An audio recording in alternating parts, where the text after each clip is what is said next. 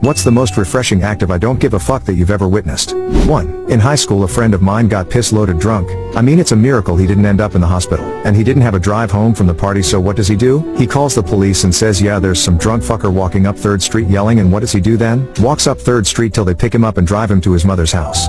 2. Watched a man get half tripped up by an elderly woman while rounding a corner. He dropped his drumstick, ice cream, cone as this happened. He looked at the woman who was apologizing profusely, stared for a few seconds, then pulled another drumstick from his pocket. He then carried on without saying a word to anybody.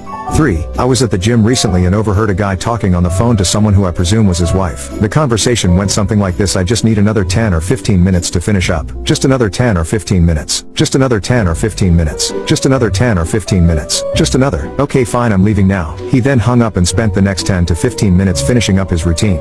4. Guy at my work making over 100k is getting shit for something stupid for the last time from this supervisor that nobody likes. Doesn't say anything, leaves all his shit, gets up and walks. 2 days later, he's got a raise and doesn't have a supervisor anymore. 5. I love to tell this one because I got to watch it all unfold and because I caused it, to an extent. I worked for a call center for a time, and a friend from my original training class was getting tired of it after a couple years. This is a guy for whom life has basically gone job, large savings, no job, little savings, rinse repeat. He lives totally minimalistically the whole time. So he came to this job after 2 years of neat life. And to neat life he was prepared to return, a hearty 3 years worth of savings under his belt. He told me he was tired of the bullshit, and he didn't want to keep working. I liked having a friend at work with his attitude, so I convinced him to instead make them fire him. He agreed, and began a very linear scale of laziness. The first week, he began a strict regimen of call avoidance. He would come in, abuse the phone status changes, take maybe one call, go on his first break, come back, take maybe one more call, go on lunch, etc. For a full week he took 4 or 6 calls a day, and no one said a damn thing. The second week, he took basically no calls. He did a great job of looking busy when important people came by. Somehow, his supervisor did not come to talk to him,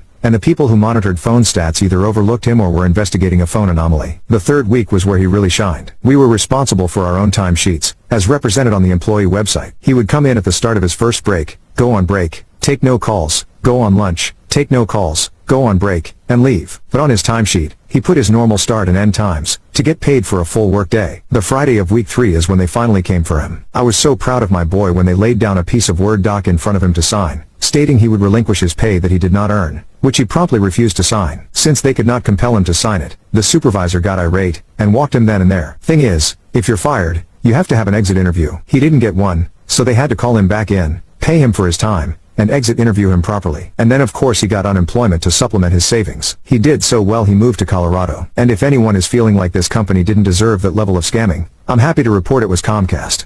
6. Went to the city court to pay off a ticket.